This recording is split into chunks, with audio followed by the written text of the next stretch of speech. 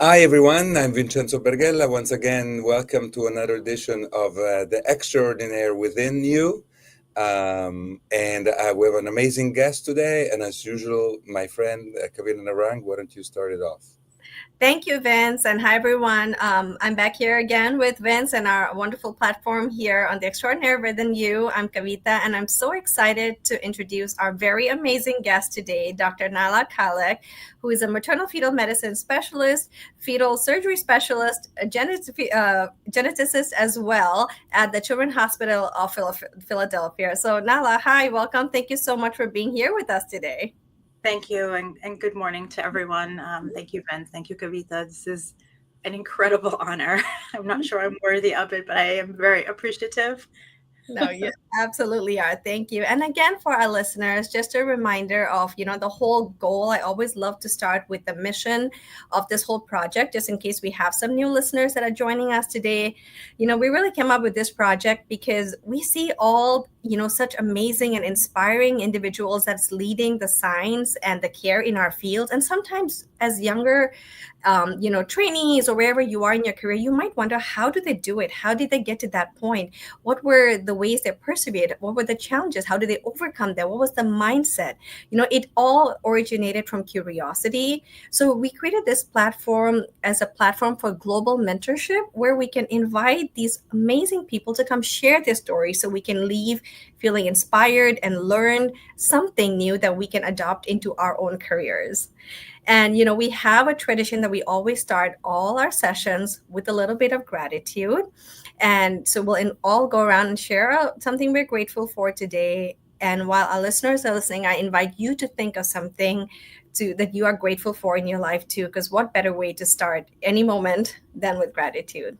Now, I'll let you take it away. You want to share something you're grateful for? Sure. Well, what comes to the front of my mind is I'm very grateful for completing the first grade application process for my daughter. I can tell you it's a bit thrilling to get that email saying your application is complete. Now you have to wait 3 months before you find out. So I live in Philadelphia and I live in the city. And I'm a product of public school. So my mind was just my kid's going to go to public school.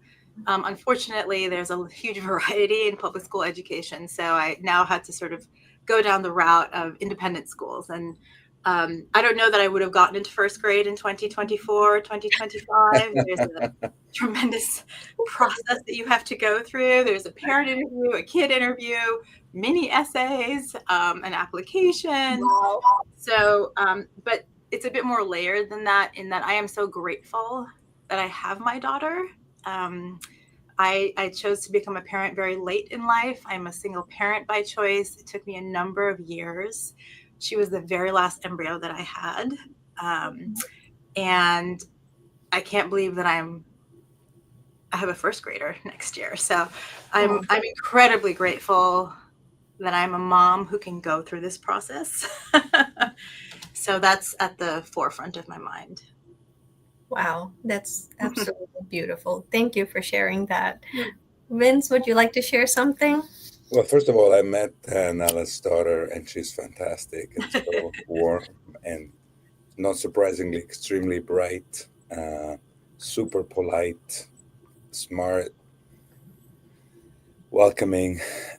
She's a joy, and Nala, I wouldn't have predicted anything else, but she's so mature for her age, I feel, and you've done a beautiful job. And being a parent myself, I can share the same feeling. What I'm grateful for. It's the same thing. In 36 hours or so, I'll be in a plane. But going back to Italy, I'll see my mom, my brother, my sister, and through my kids will be there with my wife, extended family. So same thing. Family and the social relationship that brings to your heart. That's what I'm really grateful for. Kavita? Wow. Yeah. No, thank you. Those are very beautiful. And I'll add to, family is a huge component, but I think this morning what I'm grateful for is it's about 30 degrees here in DC, Maryland area, and it's very cold. And sometimes the smallest things that we might take for granted is having being in a safe, warm home, or having warm clothes to wear, or even a comfortable, warm bed to sleep in, especially when the weather is so cold outside. And I recognize not everyone has that, but it's little things like that that, I'm really grateful for. So just a reminder of what we are blessed with every day. Yeah. Thank you all. And just because we're talking about family and children and everything now, I think that's actually one of my favorite questions to actually open with, to how, you've accomplished and you've done all these amazing things and continue to do. How has your childhood shaped your career or who you've become today, you think? Yeah, so I am Egyptian, and my parents emigrated to this country, and I'm the eldest of three. And I have to attribute my resilience and resourcefulness to both my mother and my father, honestly, in different ways. And then a bit of my predisposition to living in the outlier space also to them. So my father was actually my mother's teacher. They are about 13 years apart. And, back in the 60s, 70s in Egypt, most marriages were arranged marriages. And my parents actually broke the rules and married for love, right? My mom was actually supposed to be arranged to marry someone else, but she fell in love with her teacher. And my mom relays the story of how my grandfather did not approve because he felt like my father was not high up enough in social stature and was just a lowly teacher, and how could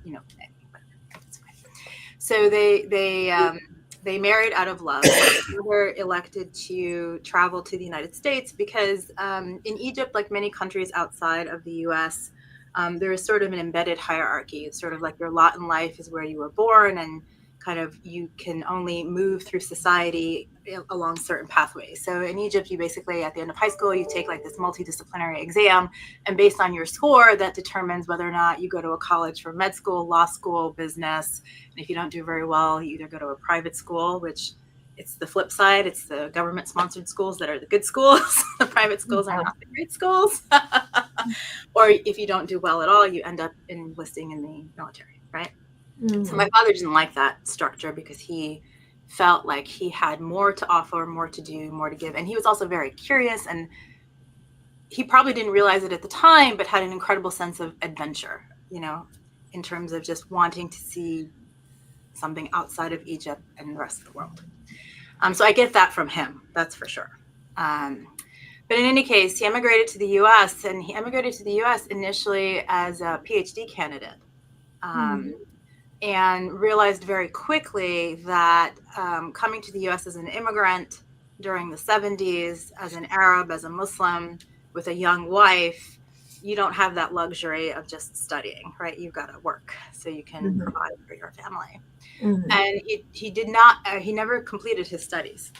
And what he ended up doing was he just became incredibly inventive and resourceful and worked multiple jobs. Initially, he was a server at a restaurant where someone in the business world noticed him and I guess picked up on his acumen and said, you should take these courses and you should go into finance. And he ended up doing that and ended up developing a career in finance.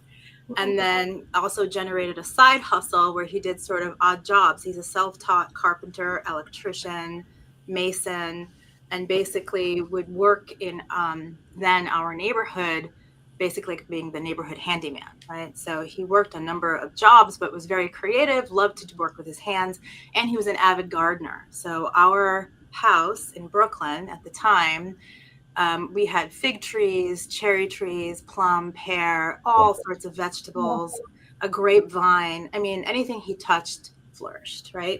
And whether it be something that was living or something that was inanimate, he could take something out of wood and create something beautiful. But, I think he did that because he saw the beauty in everything and he saw like the potential of everything, right? But it ended up that, he left his life in academic history and went on to this sort of vein of finance and basically, everything else.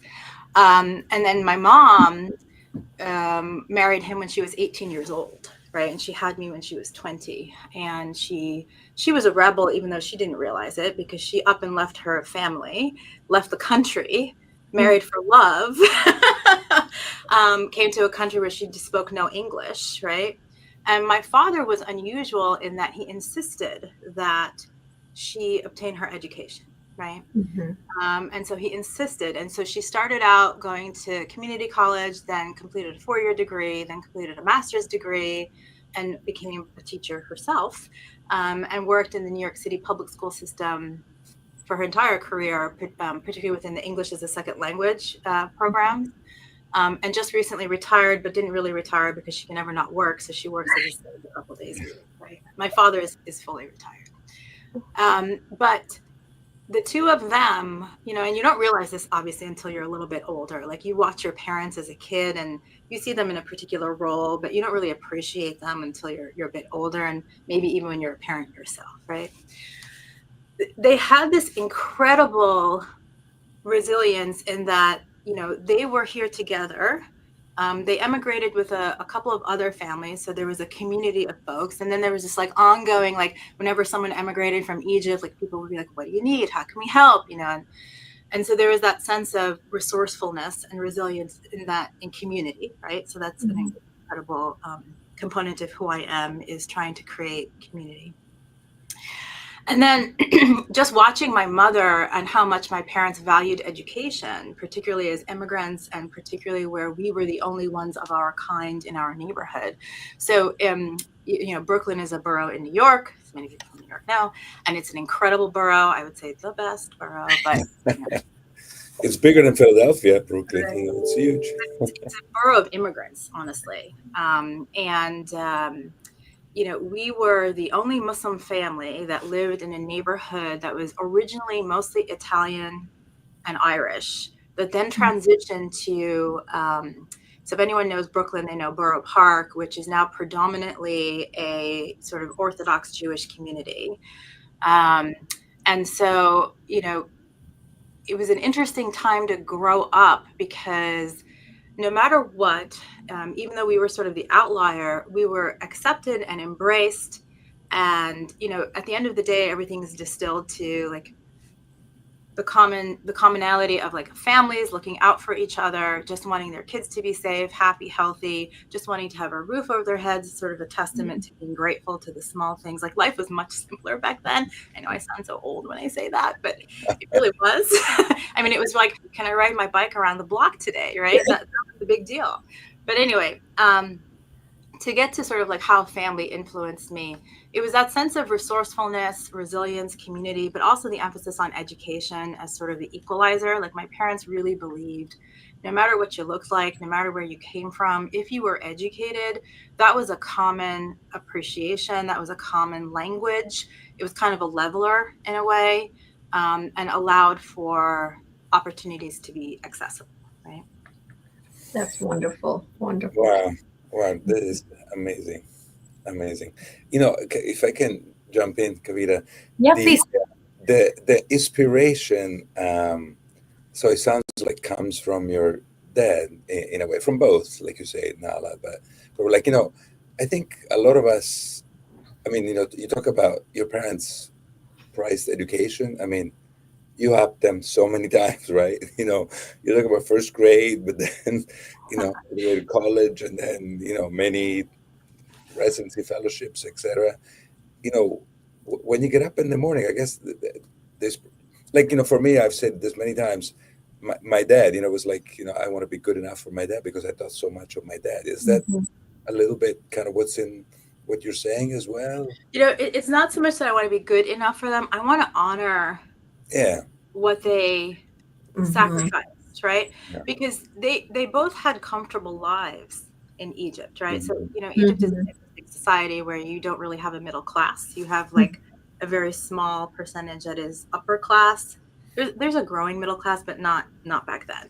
And then you basically had everyone who was, you know, based in agriculture or tourism mostly, right? But they had a comfortable life, right? They had their family network. Mhm. They had the familiarity of their country. They had, people who were like them every day that they were surrounded by. They didn't need to explain their religion. They didn't need to explain why they didn't drink alcohol or why they didn't eat pork. You know what I mean? But my dad, he knew there was something bigger, right? This shouldn't be what life is. I shouldn't just have this like traditional, okay, this is my day to day. He wanted to break out of that norm. And I think my mom had that too, even though she cites herself as being a bit more traditional. And when you compare and contrast my parents, like my mom is a bit more like outwardly practicing in the sense that, she prays 5 times a day, she fasts. She's always making du'as, which are like little prayers and wishes for people. And she, religion is a huge part of her daily life, as well as just her trajectory in life. Mm-hmm. Whereas my father really embodied the spirit of the religion in the sense of being practical, being kind, being generous, being curious, being humble. So it's not so much that I wanted to impress them in any way. It's really more I wanted to continue what they infused in me, but just amplify it and let them know that, they came here for the right reasons, right? Because my life would be very different had they stayed in Egypt. I probably would have been married in my 20s, had a bunch of kids. I have no idea if I would have been a physician. I don't know what I would have been, honestly. I just want them to know that they made the right choice. Wow. That's so beautiful. And, it's amazing to see you continue to carry on that legacy for your daughter too, like how you're, setting up as an incredible example of a woman who can do all these amazing things in no matter what the world around you looks like, And I've never met your parents, but even just hearing you share those things, I feel inspired. So I can only imagine what it must have been like growing up in a home with people that had and carried and embodied the mindset that your parents did. One thing, the message I'm getting, especially from your dad, is yeah, he was a PhD student and he came here and kind of started all over and did all these things. It's almost like you can achieve anything you apply yourself to, like you did all these things. And I think when I'm looking at your CV, which by the way is extremely impressive, right? And you've kind of, when you think about the practice of, medicine and reproductive care, you've kind of almost done it all, like maternal fetal medicine, fetal therapy, genetics, masters of public health, global health. It's really everything. What was your inspiration? Like, where did you first discover this passion to pursue, MFM or care of pregnant women in the full breadth and scope that you do? Good question. So, when I started medical school, I had no intention of becoming an obstetrician. Zero. I share this story with my medical students when they're trying to think about specialty choices. It's so interesting because now I can say this because I'm older and I've gone through it, right? But the angst that they feel about what am I going to choose? I don't know what I want to do. I'm like, it will click. Trust me, and I'll tell you why. So when I started out, so I've always wanted to be a physician, and I will tell you, this is a total cliche, right? A lot of people who have parents who emigrated to the U.S. know this, like doctor, lawyer, engineer. It's like embedded in your daily life, right? But my parents never needed to do that for me because even when I was at my grandmother's farm in Egypt, I would be the person who'd go out into the barns and the stalls, and I would find all the animals that had wounds, and I would rip my mother's clothing, much to her chagrin, and create bandages and like create a clinic. And when I was a kid, my father, it was before like video camcorders. Like, I don't even know if like the young people in the audience even know what that is, but he would use cassette tapes to record conversations that my sister and I had. And I guess it was time for vaccinations. My sister and I are 3 years apart, and I must have been 6 and she must have been 3. And she was verbalizing that she didn't want to go to the doctor to get her shots. And I have this recording, and I still have these cassette tapes because they're invaluable, right? Where I'm explaining to my sister that, vaccines are important because they kill germs and germs cause disease. So it was just, I think it was woven into me to be a physician of some sort, right? Whether it be animal or human, something like that. But when I started out in medical school, my intention, and when I was in college and med school, was at the height of the HIV/AIDS epidemic. And where I went to college and medical school, there was sort of a huge social medicine component to it. The program was really based on a mission of physician as servant, which really resonated with me. I inherently believe that being a physician is the ultimate servant in terms of just the humanity that exists within us as a society. So I was at the height of the HIV/AIDS epidemic, where you saw like Kaposi's sarcoma and things that people will never see today, right? And so I was inspired to go into internal medicine with a plan of subspecializing in infectious disease, and then spending my life working for MSF, Doctors Without Borders, right? Médecins Sans Frontières. And so that was my plan, right? Started med school, and I still remember all of my rotations. I started out with psychiatry, which was fascinating.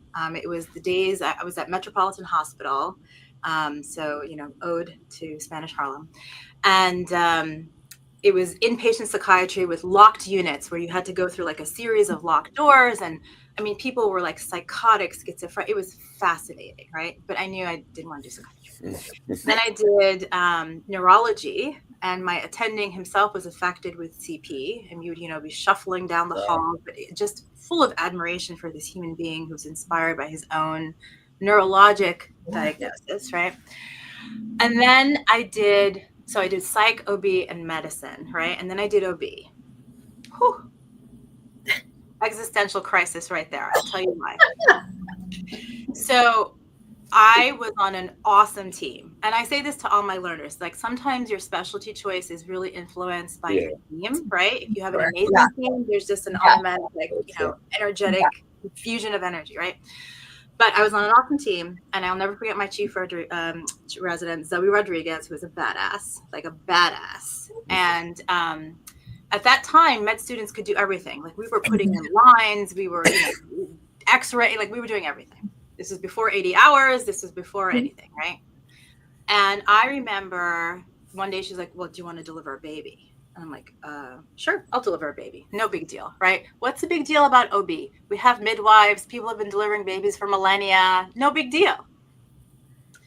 So I said, yeah, great, super. So I'm in there. I'm pushing with the patient, and, the head is being delivered. I have my hands, and I'm delivering this baby, right?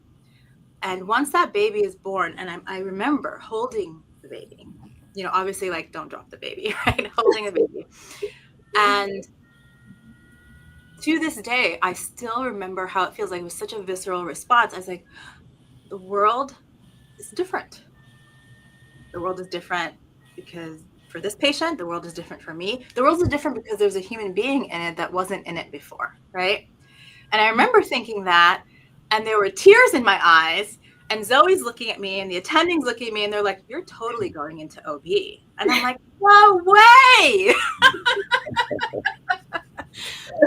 And I just remember as a student just loving to go in every day to the hospital, loving my team, loving the patients, loving the culture, loving the advocacy, the empowerment, the medicine, the surgery. And it was something that I didn't realize I had in me, which is I love to own my patients in the sense of I love to be the one who does what they need, right? So I said, okay, fine. Let's maybe this OB thing is just a function of like I had a great experience. My next rotation was medicine, right? Which is why I went into medical school. And I loved my medicine rotation. Don't get me wrong. I loved it. But it drained me. I mean, I couldn't deal with the rounding and the discharge plan and the mental, like all day. I was like, what do we do? Let's do something. Consulting and so I was really, talk about existential crisis. I'm like, well, this is the reason I went to medical school. This is not what's resonating with me. So I actually met with my dean, my advisory dean, and I said, look, I need to figure this out, right? Because this is a huge investment. I need to figure it out. And I said, I want to defer my next rotation. And I want to do another rotation in OB in a completely different setting. So I went from an inner city hospital, like underserved, underprivileged setting, to like a shishi, lala, foo-foo, bougie practice in the burbs, right? And I did MFM, where I worked with one of the most inspiring people on this earth, Nergesh Tejani. Wow. And I did MFM, and I remember I did a project with her and Andrew Alemian, who happened to be an MFM fellow at the time, who's an awesome guy and an amazing doctor, also MFM. And I did a project on triplets, but I just remember being there and being so impressed with the field, right? Being so impressed with this maternal fetal dyad, which does not exist anywhere else in medicine and holds incredible challenges and allows for that sort of like ownership, right? In the sense of advocacy, right? Not paternalistic, but in the sense of advocacy, like, oh, you need this? Okay, fine. And sadly, but interestingly, when a woman is pregnant or a person is pregnant and they enter the healthcare system, that's one of the few opportunities where they can actually get holistic healthcare, right? Because you have access to the healthcare system where you may not otherwise. And after that rotation, I was like, oh man, OB, this is what I'm going to do. So I applied for residency and I matched to an incredible program. So I grew up in New York, and my plan was just to stay in New York. I only interviewed in New York programs. And then another mentor, Jonathan Mays, who was at Metropolitan at the time, he's like, oh, you should check out Wayne State. And I'm like, where the hell is Wayne State? He's like, it's in Detroit. I'm like, Dr. Mays, why would I go to Detroit? He's like, people check it out, right? It's the powerhouse of OB. And it really was at the time. So I was like, okay, fine, I'll check it out. I interviewed there.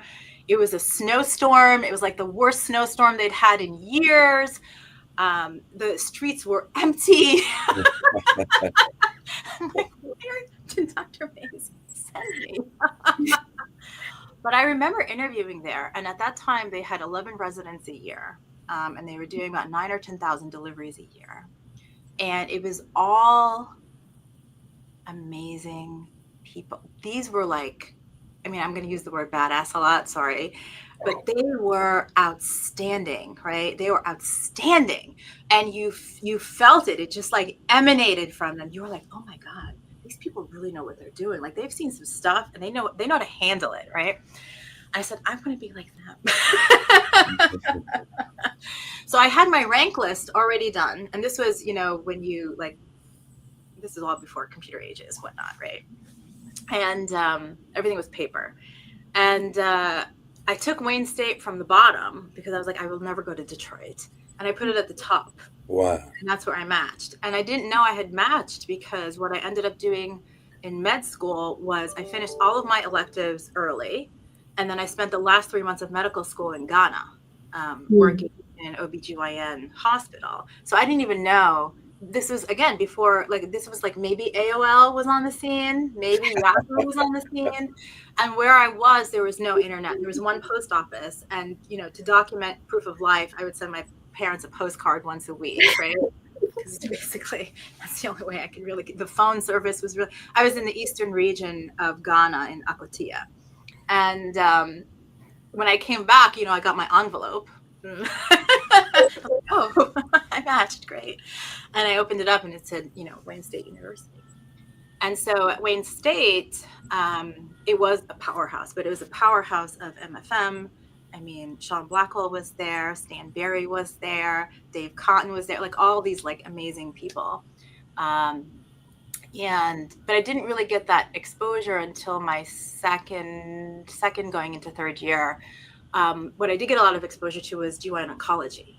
And I was really attracted to GYN oncology. One, I loved the complexity of the surgeries, but I really loved the patients. The patients were extraordinary. I mean, here were women, and again, remember, this is now 1999, right? So we weren't as advanced in terms of screening and diagnosis. So a lot of and we were in Detroit, which was an underserved, socioeconomically disadvantaged population for the most part is what we served. And so these were women who were coming at very late stages of GYN malignancies, but they demonstrated such a grace and such a strength that it humbled you. just to be in their presence. And it reminded you like, wow, you are one lucky person. You know, you need to take a moment and absorb this, right? This person in front of you. And I loved it. And they did the urology stuff. They did the GI stuff. They managed their chemo. They managed their medication. So it was in alignment sort of with my mental state at that time. But there was a lot of death. I mean, I think I went to probably 30 or 40 funerals during that time. And it was very frustrating, right? And then in our third year, we did a lot of MFM and a lot of antepartum service. And at that time, there was not just maternal fetal medicine, like critical care maternal fetal medicine.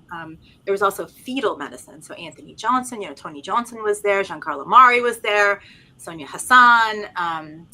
And they were doing some really cool stuff. And I was just like, this is really interesting. Like here again, like appreciating that maternal fetal dyad. And really like, you got to like pause for a moment and be like, no other medical field does that, right? Where you have these two human entities simultaneously, and what happens with one is tied intricately into the other. And the fetal anomalies and the fetal therapy that we saw was, again, like it was very like intellectually interesting, but it was also clinically challenging, and you really took ownership and advocacy. You were advocating for a mom and a fetus and a lifetime, right, represented by that child. And having a healthy mom was crucial to a family and a healthy society is what I always believe. And so I kind of gravitated and moved away from GYN oncology. And then Tony Johnson was there, and he's an awesome guy. And he's the one who really introduced me to the field of genetics. And so it kind of just sort of, I followed this trajectory of, again, staying in alignment with my values, but joining a community that really personified those values, right? And community meaning patients as well as the physicians that I got to work with. So that's how I ended up in maternal fetal medicine and genetics. And again, this is how old I am. This was before the combined MFM genetics program. So I had to apply to each board separately. I had to create a template. I was probably like one of the first 10 people who did that, essentially, but did it. And that's also an opportunity where I realized I really like putting together curricula. Like I really like how, you put together a training program. I think it's really neat. So ended up staying at Wayne State because when I did my fellowship circuit, people would ask me during my fellowship interviews, like, well, why would you leave Wayne State? And I'm just like, oh man, I gotta get out of Detroit. I need to go back to New York.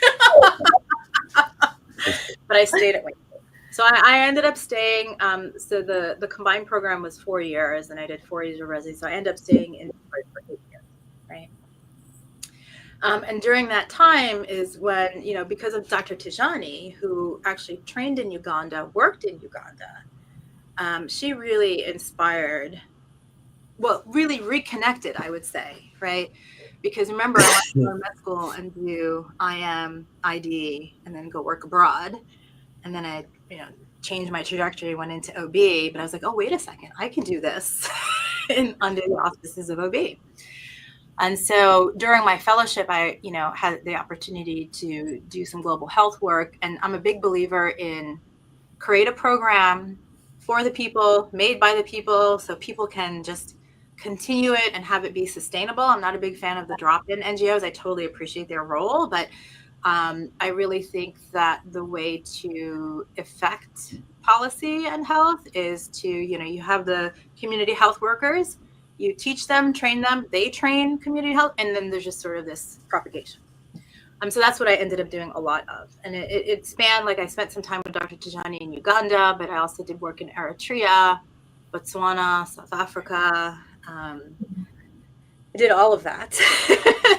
And it was wonderful. It was really wonderful.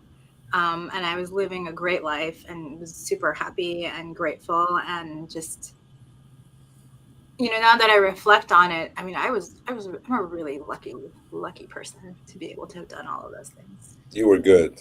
You were not lucky. There's some luck, there's the universe, there's, I tell everyone I come into contact with that's facing a crisis, I'm like, no matter how it plays out, the universe is still conspiring with you. Luck is preparation that meets opportunity. So you were prepared for those things. Yeah. I was open to them. Yeah. and I could do them. But, you know, to tie things back to my parents and my mom, when I told her about going to Ghana, right, that was heresy, which, you know, because she's like, you don't, you know, you go from your father's house to your husband's house. Like, what is this going off, you know, to another country? And then she's like, why don't you go to Egypt? Still in Africa. Please, Africa. Yeah. I wonder if I can chime in, Nala. That's an inspiring story. You're an inspirational storyteller, big Yes. time. I didn't appreciate it as much as I do now. But you know, I want to obviously, you know, partial to CHOP and you know how you eventually got there. You know, the last piece here. But on that, also, if you could expand on, you know, the academic clatter. You know, how you know manage academia and a career. You know Mhm. how you paved your way. You know, everybody's their own way, and what worked for you. What you think others should hear. Yeah, so I think you said something that everybody has their own way. I will say this now, but it took me a number of years to embrace it, and then roll with it, right? Like move forward with it. So I have no visions or aspirations to ever be a chairman, ever. It's not something I really do appreciate people who are good chairpersons, right? But I just don't want to do it. It's not something that resonates with me. I think in terms of academic life, like the highest I would want to be is like a program director, which is what I am for our fetal therapy fellowship, and an advisory dean to students. And part of that is because the way I envision my academic success is that I have been able to spend time with learners at different stages and create micro environments for them to thrive in and then set them free into the world. Like that is how I view my academic contributions, in the sense that if you want to do research, I'm going to connect with the people who do research. I'm going to tell you what you need to do in order to do good research. If you want to do clinical work, I'll connect you with the people who want to do good clinical work. You know, advise you on like who to meet, where to go, what to do. If you want to do teaching, then this is what you should be doing. Like I think that in terms of academics, I broke away. Like I grew up thinking like, okay, you have to be clinical instructor, then you have to be assistant professor, then you have to be associate, then you have to be professor, and then you should aim for being a division director and then achieve, and then you are an academic success. And then you Mhm. have to publish at least, you know, whatever number of publications in order to be considered successful. And I think that's how many people grow up, right, in this world. But one thing that I am appreciating, and why this series is so important, Mhm. is that there are different ways to be successful. Right. And it's not really about academics. And this is what I tell all of my learners. It's really about scholarship. And scholarship embodies a number of things. Scholarship can be community service, can be public health, can be wet lab work, can be, you know, clinical outcomes research, can be medical education research. It's really what you are producing to allow the field to thrive, right? And be innovative and move forward. So it's only been in the past maybe 5 or 6 years that I've been brave enough to say, oh, yeah, I don't want to do it that way. I want to do it my way, which I don't exactly know how it's going to play out, but I know what it should feel like. Yeah. Yeah. Yeah. No, I That's love that. Yeah. Sorry, Vince, go ahead. no. Go. Yeah, no, I was gonna say, because I do a lot of the coaching work, and that's actually what it really comes on when people ask me what's the best advice I can give someone. And I think that at the end of the day, it's know thyself. Like, get to know who you are, what your strengths are, what you want, and define that for yourself. And I think hearing your story, which by the way I was totally lost, and it was almost like a storybook playing in front of my face when you were sharing your journey. It was really beautiful, but you've exposed yourself to all these different things. You've taken those risks. You were not scared. You put yourself, and that's how you really figured out where your strengths lie, what you like to do. And now you're brave enough to be like, yeah, I know this is what I'm great at. This is what I'm going to do. So you are able to choose more confidently. And I think that is so inspiring for young people to hear, to say like this. It's not one straight road, especially if you're finishing residency or fellowship. It's not like, okay, this is the next expected step. It's like, you can choose to create what that next step is, and you can take as many detours as you want and figure it out, and and then come to who you really want to be. So I think that was so inspiring to hear. Yeah, But I will say, Kavitha, it is scary. it It is is. very Yes. scary. Yes. It's very scary.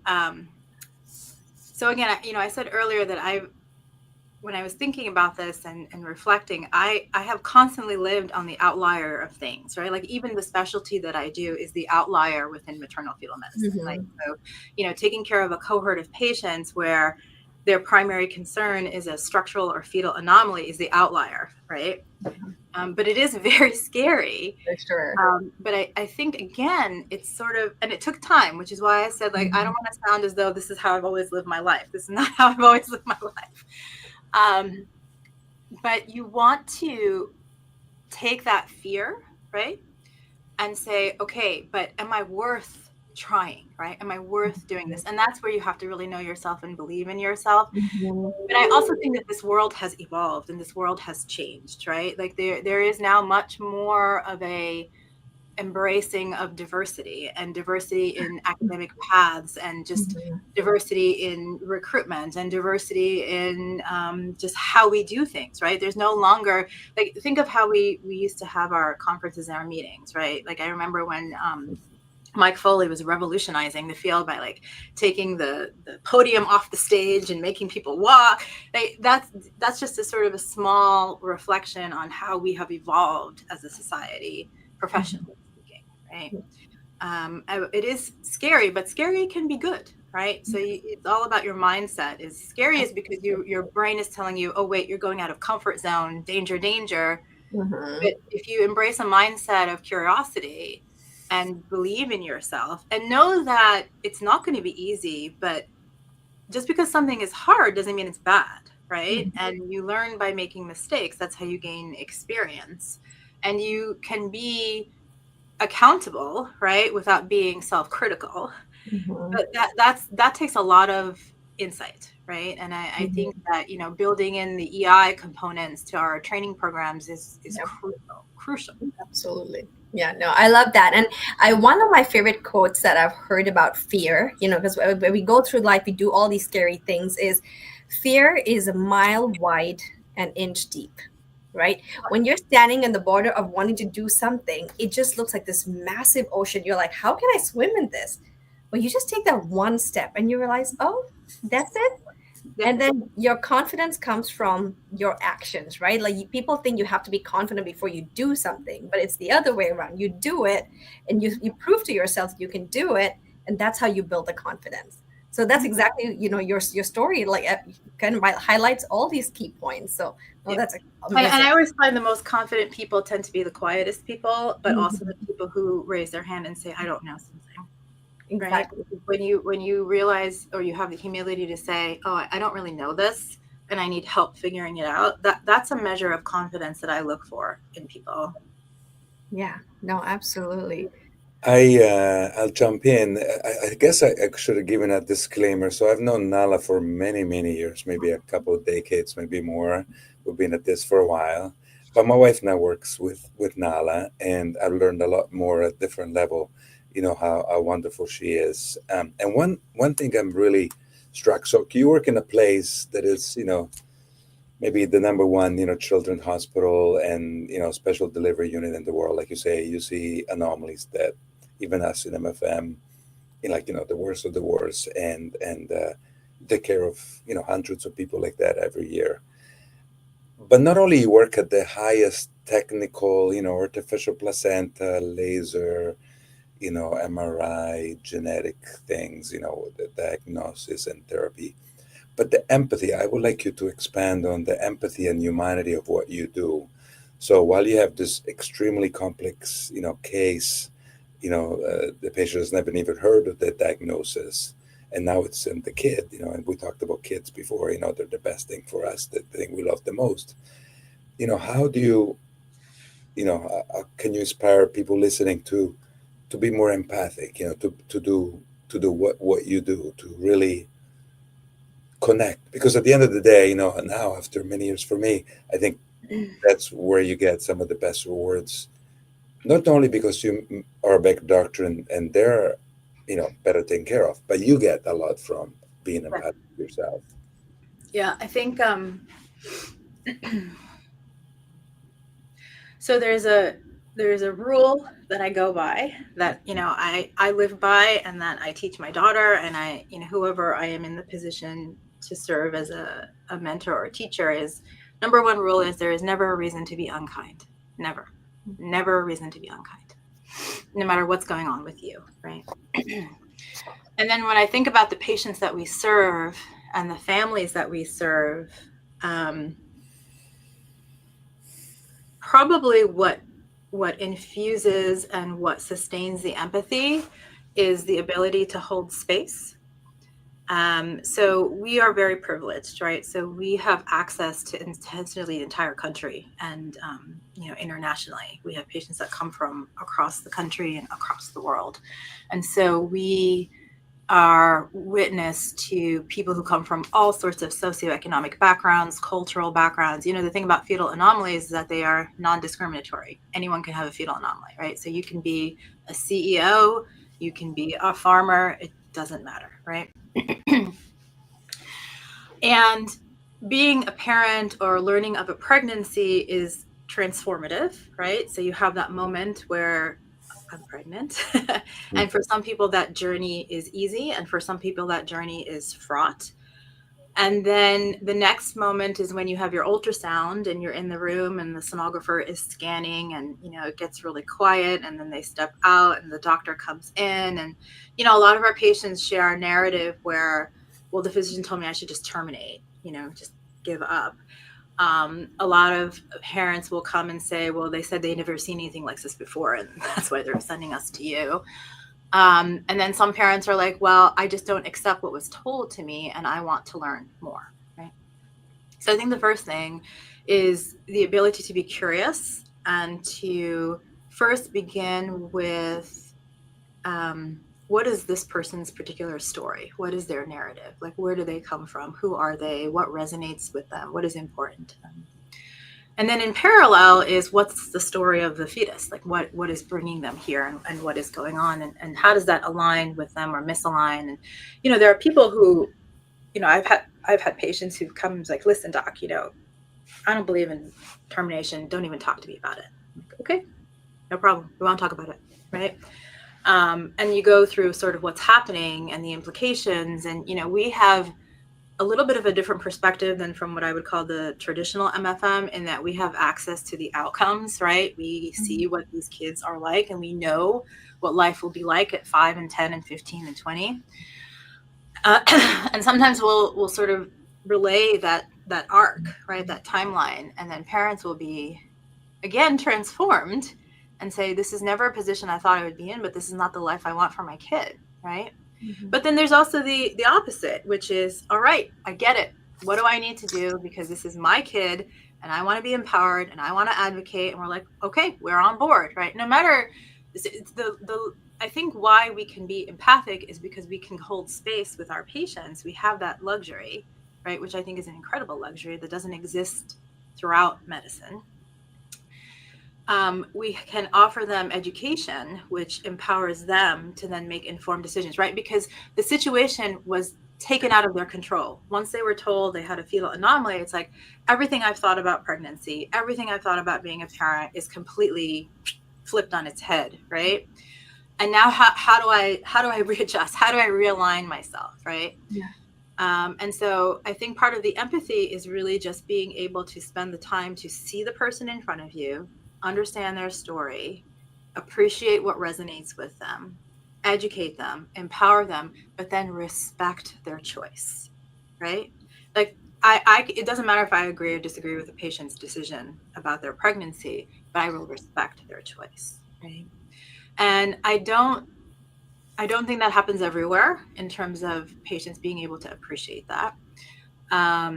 But also, I don't think it happens everywhere for physicians to be able to have the time to do that, right? But we can do that. And then we're also really lucky because it doesn't just stop at the diagnosis, right? So then we can offer a whole care pathway for them. So there is a continuity. And again, when you spend time with people, it's just natural in our humanity, right? That we just started gravitating towards one another, and like, you know, we know things about each other. They know things about us. You know, they all know. You know, I'm very lucky. I work in an all-female fetal therapy group. Hey, go Extraordinaire. And so the patients joke. They're like, "Oh, we know that you're going to do this, and you know, Dr. Du is going to do this, and so they know us, and we know them." And then being able to continue like bearing witness to that journey, and not just, and then, you know, then we deliver them, and then there's postpartum, and we see them in follow-up, and then all of us do our own version of NICU rounds, where we just go down and see the babies and see the parents and see how they're doing. And then we have a family reunion that happens every year, where we invite families back over the years, and it's like thousands of people, and it's kind of cool. I love twins, monochorionic twins. So we see doubles of little people everywhere. That's amazing. It's really cool to see. But, you know, getting back to that empathy, it takes a very, I call it the special sauce. It takes a very unique personality to work here, because the work is hard. It is heartbreaking. The highs are high, but the lows are really low. There are weeks where all I'm doing is giving parents the worst news of their lives. It's really hard when the dads are crying in addition to the moms, you know. About a third of what we do is like surgical, that ends up with these like happy endings or whatnot. And 2/3 of what we do is always not so happy. But again, there is that strength and grace and resilience. Like I do think adversity can bring out the worst in you, but it could also bring out the best in you. And it reminds me of, and please forgive me because I do not remember the name, that Japanese art of filling in cracks with gold. Yeah, I think. Yeah. You know, Yeah. I think it's Iki. Yeah, but I know what you're talking about. you Yeah. know what I'm talking about, right? Yes. But then also Rumi, like, I don't know, and, Yeah. and Khalil Gibran when talking about love, right, and sort of children, and Yes. sometimes when your heart is so broken, it just creates that space for that love that you could have never known otherwise, right? Right. And I see that in our families, particularly when they come back with another pregnancy, but it's a healthy pregnancy, you know. And my, you know, I don't necessarily say this to them, but I think about it. I'm like, you probably would never have loved that kid as much, even though you obviously loved the kid, had you not gone through that experience. And not that I wish that for anyone, but it's just a way of reminding ourselves that even in adversity there is beauty, and even in loss there is love. And it's just such a human way to operate that I think it is just a natural byproduct that we have to be empathetic to our patients, right? If you're doing things right, 10 times the most thankful patients are the ones that have the worst outcomes. Yeah, and even the patients who end up with a negative experience or an adverse outcome or whatever adjective you want to insert, you know, they remember the experience. And the biggest compliment I think that I've ever received is, I have staff and patients who are like, if I ever had to get bad news, I would want to get it from you. And I'm like, huh, I'll take it. That's a compliment. That's a compliment. I wish that didn't happen to you. Wow, that's great. Wow. You know, just even, you know, you've been doing this for so long, and seeing you talk, even like till today, it's like, it's so much heart, you know, and it is, you know, and you can just feel it, just hearing the way you share. And, you know, even just as someone that's not in the position of the patient, I can only imagine what it's like as a patient sitting in front of you. It's just that comfort right away, you know. So thank you for, you know, doing what you do for your patients, and for inspiring your fellow colleagues in the field to show up with that much heart. And I'm curious, you know, like, as with you doing all these amazing things and also being very busy, I imagine, how do you take care of yourself? How do you balance your personal life with, you know, you're also single parenting your daughter? Like, how does one do that? So I firmly believe there's no such thing as balance, right? In the sense that when I think of the word balance implies that there's a constant equilibrium, and that just never happens, right? So I think of life more as a attempt at harmonization, right? So, you know, we are a composite of all these beautiful notes, right? And there's a music that's woven throughout all of our lives. And sometimes it's tragedy, and sometimes it's comedy, and sometimes it's drama, and sometimes it's joy. But practically speaking, this is something that So my daughter is 5.5. She will be 6 in February, and I just turned 50 in November. Happy birthday. Well, thanks. Number one, if you're going to have children, you need to know that it's like a very intentional decision to have children, and you want to really think about how you want to raise your children, what you want to expose them to, and like why it is you want to have a kid, right? Basically.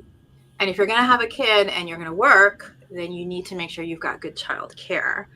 But you then also have to reach a point where you are, I won't say comfortable, but at peace with the fact that the way you raise your child will be differently than the way you were raised. And that, you know, again, to use a cliche, that it is quality over quantity.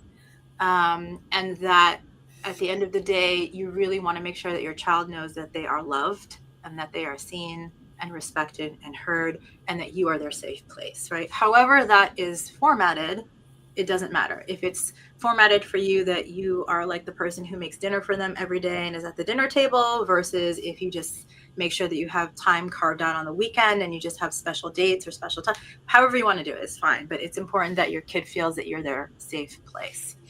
And in order to do that, you have to have trade-offs, right? So this whole concept of harmonization in my mind is tied into trade-offs, and you have to be comfortable with that. Like, you cannot do one thing. You cannot do everything. It's silly. It's impossible. It's a setup for failure. It's a setup for imposter syndrome. It's just, it undermines you in every way, right? So you can't do everything. And so you have to make choices, and your choices have to be intentional, right? So for me specifically, I am a single parent. I do not have extended family. I have an amazing kid, and I want her to know that I love her, adore her, and that she is constantly on my mind, right? So we, you know, she and I talk about how our hearts are always connected by a string, and that string will never break no matter where I am. And she's like, well, what happens when you die? And I said, well, that string is still going to be connected to you. Don't you worry. Which is, you know, she's, like Vince said, she's an old soul. But in any case, so what I need to do is, you know, I basically hire someone who helps me in the morning so I can get to work, and then takes her to school. But then I have like on retainer, in the sense that I pay them a full-time salary as though they were caring for her the entire day, because God forbid she gets sick. Someone with her when I work. And in my mind, initially, I had to grapple with that. I'm like, oh my God, I'm being such a horrible parent. Like, why can't I just be in a job that lets me, you know, just take off whenever I need to take off? You don't, no one works like that. And so you kind of just have to reconcile in your mind, like, what it means to be a good parent, right? And again, to break away from like those standardized behavior norms that were ingrained in us growing up. And then the other aspect is, in terms of when to set a boundary. Like, I do think it's important to set boundaries, but to be comfortable about setting those boundaries, not just for yourself, because if you are comfortable with them, you make the people around you comfortable with them. And so my boundary is like, when I walk out of the hospital, that's it. No more work, right? I don't even have a home office, because I disassembled it to create a playroom for her. But I think I did it, you know, not fully realizing it, but I think I did it because I did not want to do work at home. Right. And I even have on my email signature, like, my work hours may not be your work hours. Don't feel compelled to answer, because sometimes, you know, I'll get up in the middle of the night, and, you know, the phones now, and you can check your email in like 5 seconds, which you're not really supposed to do, but whatever. My day always starts at 4:30. And what I do is, first thing is, I get up, I make her lunch, I make her snack. And then I will say, okay, what happened overnight that I need to pay attention to? But I may reply at, you know, 4:30, 5 o'clock in the morning. I do not expect anyone to do the same, right? But you create like little, I'm creating now, like, I really believe in blocking time off your calendar as well, just to sort of attend to what you need to do. So the bottom line is, if you're going to have a kid and you want to build a family, it doesn't matter if you're a 2-parent household or 1-parent household. You got to be prepared to throw money at childcare, and you got to be prepared to realign your mind that, you know, you're not going to be this typical parent, but that's not a bad thing, right? The most important thing is your kid knows that you are their safe place, however that is formed. And then the second thing is, in order to do that for your kid, you need to set boundaries at work. at the cost of like, okay, fine, maybe I'm not going to do this project or I'm not going to do that. And you have to be okay with that, right? Mhm. Because you'll set yourself up for failure, either as a parent or as a clinician, academician, physician, whatever you want to call it. That's so beautiful. Nala, that was unbelievable. That was. It's kind of the end of the hour. I would like to go on forever. This has been very, very inspirational. I've known you, but the level of admiration has gone up exponentially doing this hours. It's really. I hope people, you know, got a lot of your messages. I certainly did. Yeah. Um, I wanted to wish you and Kavita, happy holidays. We're going into wonderful, wonderful holidays. Hopefully, some of us can take some time off. And then I'll ask Kavita to close it. But again, Nala, Thank you. thank you for sharing the time. I was going to ask you about things behind you. I was going to ask you more about your life. Yeah. We had questions. We only asked you a handful of Well, questions. that's a twin So mask much to that I say. got from South Africa. That, So, yeah. yeah. So all of these little figurines are representations of mother and child in some form from Ah, countries that I've been through. beautiful. Story of your life. Story of your life. Beautiful. Well, no, thank you so much, Vince, for that. And thank you so much, Nala. I think I speak on behalf of all our listeners that we all are so touched, so inspired, and you've kind of light a fire in people that might have also been doing this for a long time. It's like you bring a new heart to the whole act of service, and you're the epitome of intentional living. I think that's what it really is. So thank you, everyone. And, I also want to wish everybody happy holidays. I know a lot of times going to the New Year's, people think about doing more, like, oh, this New Year I'm going to add resolutions and do things, do ABC. But I wanted to offer everyone a different perspective this year. Instead of doing more, let December and this year be about letting go of your fears, letting go of your limiting beliefs, letting go of the things that's holding you back, letting go of your need to be perfect, the need to people please. Let go of anything that might prevent you from walking into your most authentic and truest self, because that's who you deserve to be in 2025. So happy holidays, everyone. And thank you again for joining us Enjoy the today. holidays. Thank you again for both of you. Appreciate you both. Thank you. Okay. Bye bye, everyone.